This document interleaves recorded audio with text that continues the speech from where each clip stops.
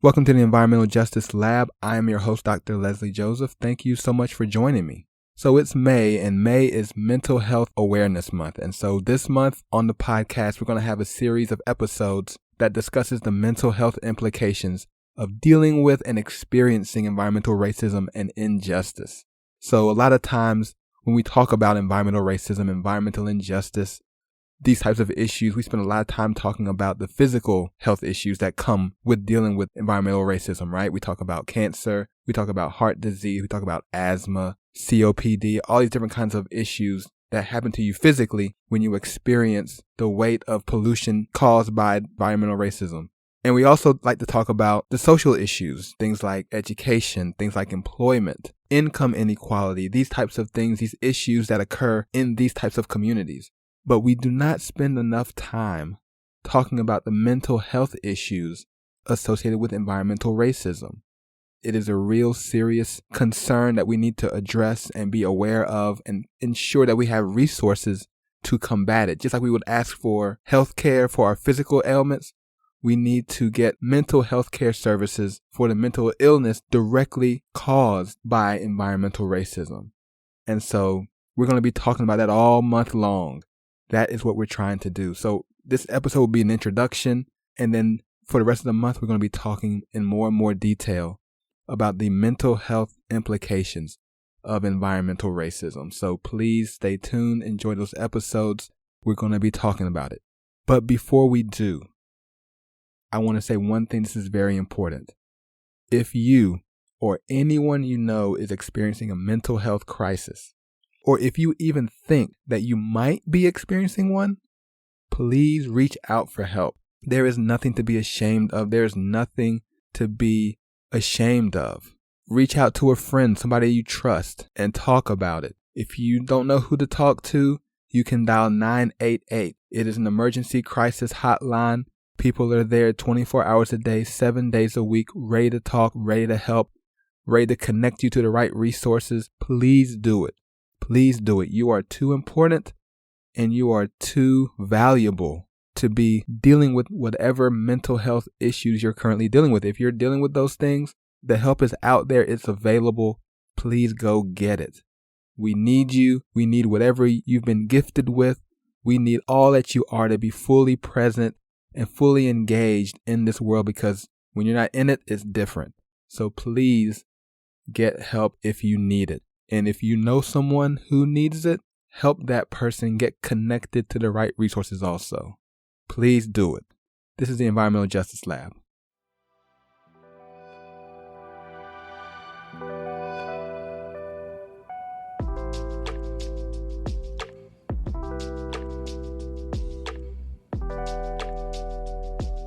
Welcome to the Environmental Justice Lab. I'm Dr. Joseph. Thank you for listening. It's May and it's Mental Health Awareness Month, and so we are beginning a new series of episodes that will be discussing environmental racism and its connection to negative mental health outcomes. But first, let me just say that mental health outcomes always seem to be overlooked when we talk about anything that's going on in our society, right? It's easy to talk about physical things, social issues, but mental health is something that we do not talk enough about, and it is critically important that we do because it affects so much of who we are and what we're trying to accomplish. And research has shown us that mental health disorders are leading contributors to disabilities and morbidity, and they have considerable negative social, professional, personal, economic consequences. It's a bad thing to be dealing with a mental health disorder, and so it's important to get help for those, and it's important to recognize when you're dealing with one. And you're not alone. Mental health disorders are extremely prevalent in our society. So Johns Hopkins estimates that about 26% of Americans 18 and older, that's like 1 in 4 people, suffers from a diagnosable mental health disorder in any given year. And of course, some people have more than one disorder. And so there are millions and millions of Americans dealing with mental health issues. And what's interesting about the data is that when you start to break down the groups, particularly groups that we in the environmental justice community would be concerned about, Black, African American communities, Latinx communities, AAPI communities, Indigenous communities, all these other communities, the percentages are interesting. So I looked online, and although the overall percentage is 26%, the studies and the researchers have shown us that among Black communities, 17%, Latinx communities, 15%, AAPI, Asian American and Pacific Islander, 13%, Indigenous communities, 23%. All of these are below the overall percentage that we've seen in all the studies.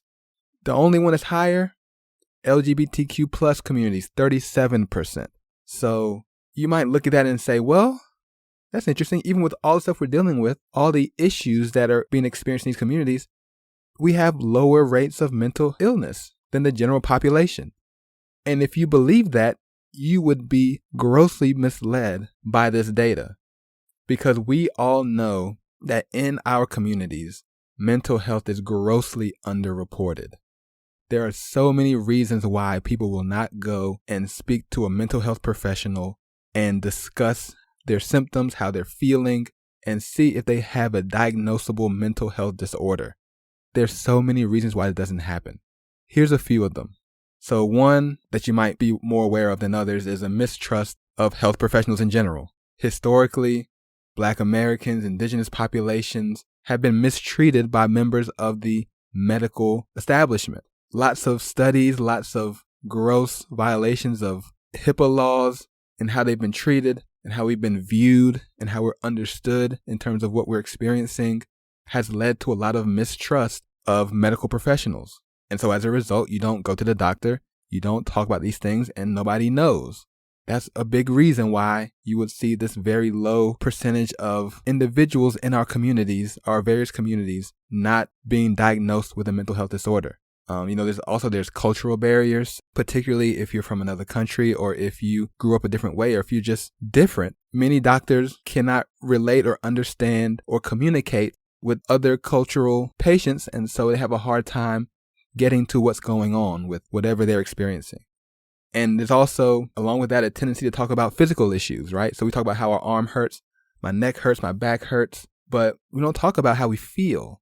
We feel sad, we feel frustrated and continually unhappy and depressed, and all these other types of mental and emotional conditions are not being discussed in the office, and so nobody even thinks to ask the questions that could help you understand if you're dealing with a mental health issue, right? That's another problem. That's another reason these counts are so low. And, another one that's pretty common is the fact that access to mental health care is very difficult to attain, particularly in these communities. Health insurance, not many people have it. It's tied to your employment, so unemployment means less health insurance available. One study I saw said about 25% of Black Americans don't have health insurance at all. You're not going to the doctor if you don't have insurance. And then even if you do, it's hard to find mental health professionals that take insurance. And so that's going to be a really difficult situation if you're dealing with a mental health issue to try to get diagnosed and get treated.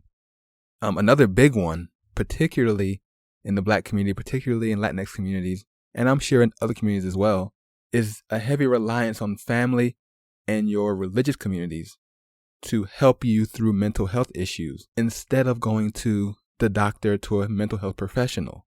It happens so often, right? And we're taught, right, when you're feeling down, when you're feeling low, when you're in distress, when you're having difficult issues, right? We go to church, we talk to our pastors, to our priests, and we try to get spiritual counseling, and we believe that that is the way that we would address those particular issues and not go to a secular, worldly mental health person to try to address it.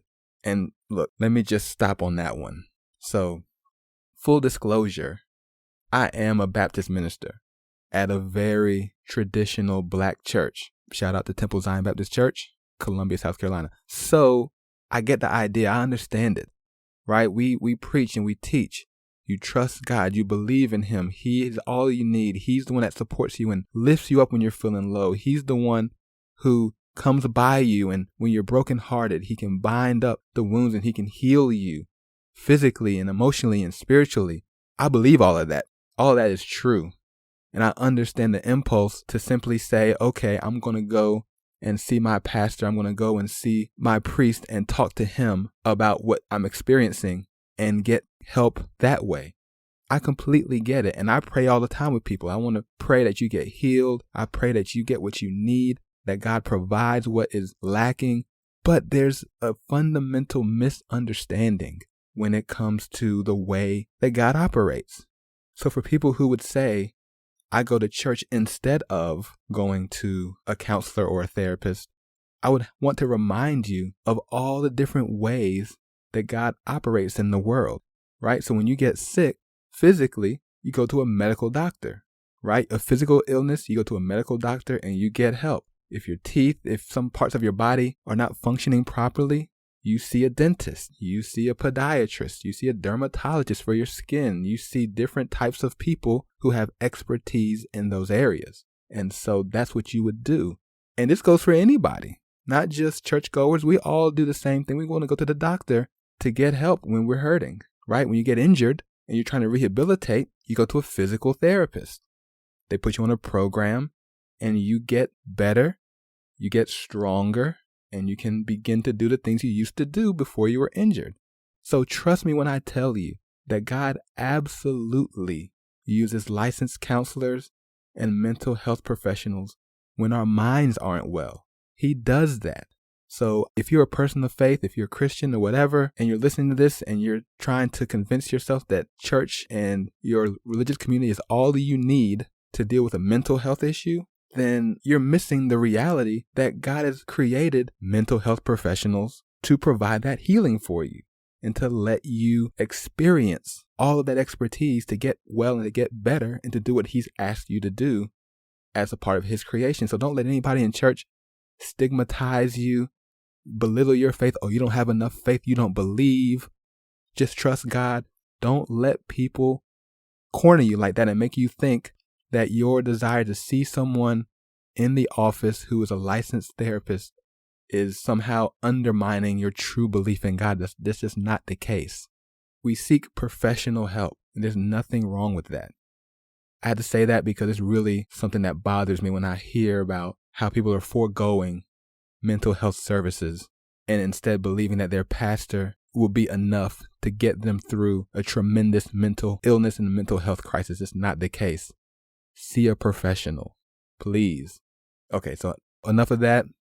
Those are the reasons why these percentages of these communities are typically lower than the average. And so the first thing we have to do is we have to destigmatize mental health illness. We have to do that. We have to say, look, there's nothing wrong with you if you're dealing with a mental health crisis. You need help the same way if I have an ear infection or if I'm coughing and sneezing. There's nothing wrong with me. I'm just sick. I need help. I need someone to help me. And so I'm going to go to the doctor and get that help. It's okay if you have mental illness as well.